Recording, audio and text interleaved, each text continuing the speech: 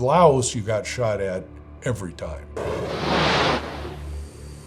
You were bombing the trail, and you were bombing where they were transiting ammunition, everything they were trying to take south, so they were protecting the trail with anti-aircraft. Sometimes looked a little bit like the World War II movies. There'd be these big black puffs or white puffs, depending on the type of munition that they were shooting at you. And then we would jink like crazy on everything but the bomb run. You know, other than that, you just never were straight level. You were always turning left, turning right, nose up, nose down, anything you could do to kind of foil their target solution.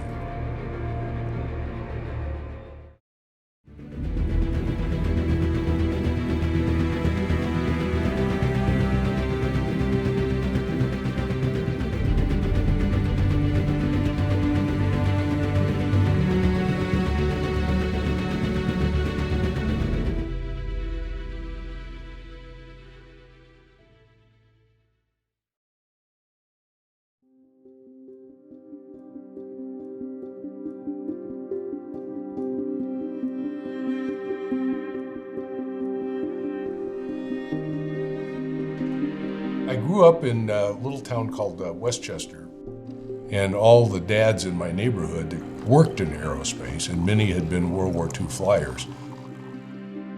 Being in the neighborhood and hearing the dads talk about aviation during World War II piqued my interest.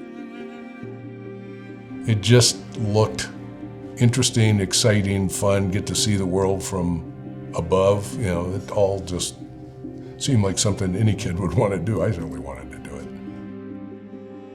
In those days, as I went to college in '63, at a lot of land-grant colleges like UCLA, typically state universities and colleges, you had an obligation to serve in the ROTC. And the Marine Corps had a program called the Platoon Leaders Class. And that just seemed like a really attractive deal. It was the Marine Corps, which I was looking for.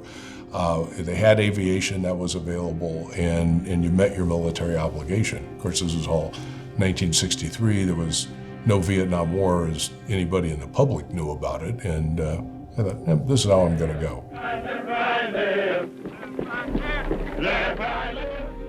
My training was 21 weeks in the Marines Officer Basic Course, where basically every Marine officer that goes through that course learns to be an infantry lieutenant.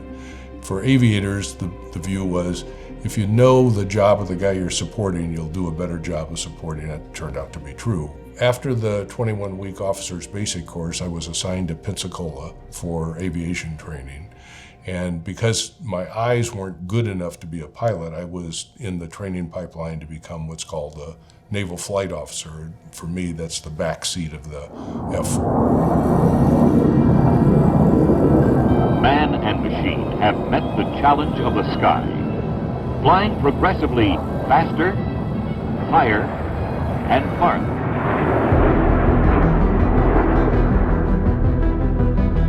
To Texas, then we went to Georgia, and it was assigned to a replacement air squadron where you learn how to fly the F-4. And the F-4 at the time was, you know, the most sophisticated fighter in the Western world. It's a very unique looking airplane. It's different than any other fighter plane ever, and those changes were made to make the thing perform better, but they never had to do anything to make it go faster. Those engines made that airplane so it could fly 2,000 miles an hour. After about 8 months of training, what we call workups in the F-4, then I was assigned to go overseas and join a fighter squadron in Vietnam.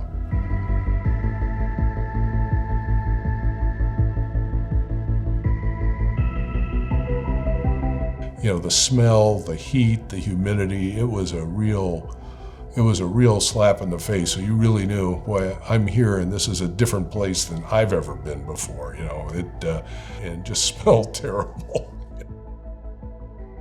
I got up the next morning, got my orders to Chu Lai and to VMFA 115.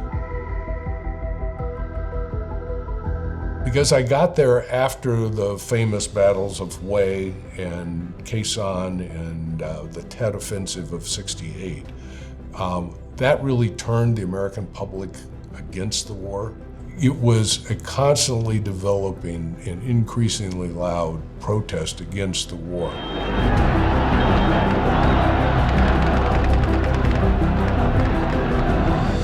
Army Commendation Medal, 8 Air Medals, National Defense, and the rest of this garbage. It doesn't mean a thing.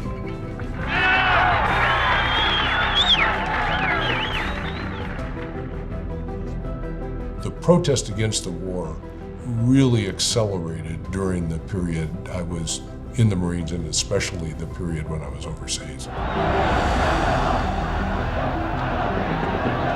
I had, by that time, as most of us did, a lot of questions about how smart this war was, what we were trying to accomplish, and especially about the top-down management. The rules of engagement got increasingly stupid, and we were all well aware that this was a fairly badly executed war. Our very typical mental set was, we're here, we've got a job to do, we signed up for this. Our job is to make our day-to-day execution as effective as we can to support the guys on the ground. And if we do it right, more of us will get home and get this behind us. But we knew we were fighting a war that was, kind of not going well.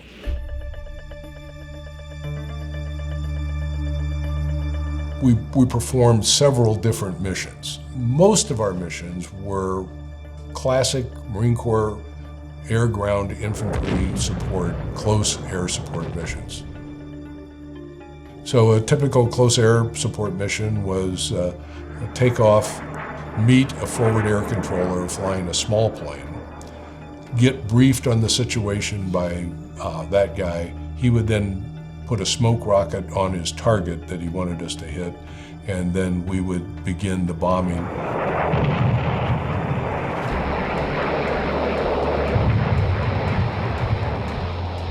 The backseat job was, to be honest, fairly straightforward and simple. We handled all the radio communications, we handled the navigation there, and then we assisted in the bomb dropping process because the F-4 didn't have a computerized bomb release system. It was World War II, Korean War style bombing. We would roll the airplane on its side, bring the nose down, line up with the target, and the guy in the back would immediately check dive angle, altitude, and speed. And then he's starting to make the correction to get the pipper over the drop point. I'd go standby, mark. Guy would hit the bomb pickle button, the bomb or bombs would fall off, and we'd start to pull out, and you'd feel the bombs come off, and the fellow would pull up. As you were pulling up, we'd start the turn, usually to the left, and you just look out, you could see him go off behind you. But by then you're half a mile away.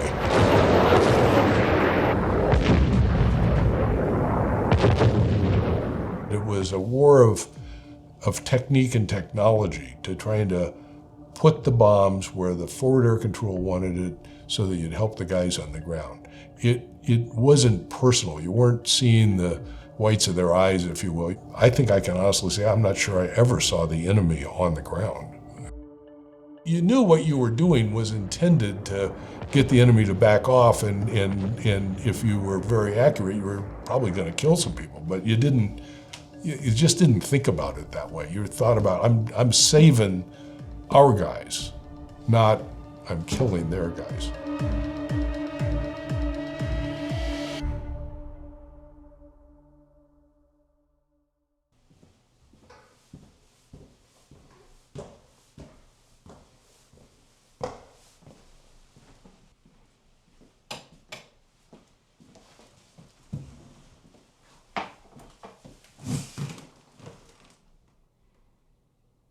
I'm firing up a video that was put together from Super 8 film that one of my friends shot while he was in our squadron in Vietnam. And it's a variety of scenes, including taking off, landing, bombs, and then actually the last scene is him taxiing in on his last mission. So here's two F-4s getting ready to take off on a mission, and this is pretty much how we did it every time. Two on the runway at the same time. Lead starts to roll. The number 2 plane recenters on the center line. Lead will then make a left turn out over the ocean, and then they fly together up in fairly close formation. Here's Fred taxiing in from his last mission. This is Fred walking over to be greeted by the celebrants who are hosing him down with a fire extinguisher. In the background here is a bunch of us that were flying that day, and you can actually see me at one point. This is me right here, and this is the fellow that flew the last mission with Fred. This is Paul Hayes. All three of us have remained lifelong friends. Whenever a guy flew his last mission, there was a little bit of jealousy that, okay, I'm not there yet. I've still got, I think I probably had about 34 days to go. 34 days seemed longer than a year did. In the year that I was in my squadron, we didn't lose a single aircrew, which was extraordinary. And probably the reason the squadron was named the finest fighter squadron in the Marine Corps for that year. I would put the bulk of the reason we got there was because of quality leadership and quality aircrews. I left Vietnam at the very end of July 1970, so I did a one-year tour. Came back and I was an instructor for a year, and so we were back in the military training environment, but this time we were the instructors instead of the instructees. Then got out and went to work in the civilian world, and frankly, people weren't curious, weren't interested, and didn't want to hear anything about it, so it just kind of fades into the background, and it's just part of your history. Other than staying in touch with guys I had flown with, there was very little reference to Vietnam and the Vietnam experience or anything like that. Until a guy I'd flown with, who had been chief pilot at Delta Airlines, became acquainted with a former MiG-21 pilot.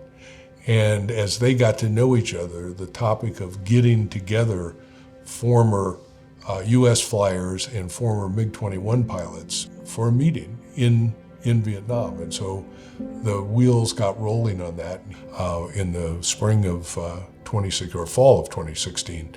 12 of us, 2 Marines and the others from the Air Force and Navy, went to North Vietnam and met our adversaries. It was an extraordinary experience. I mean, in every respect.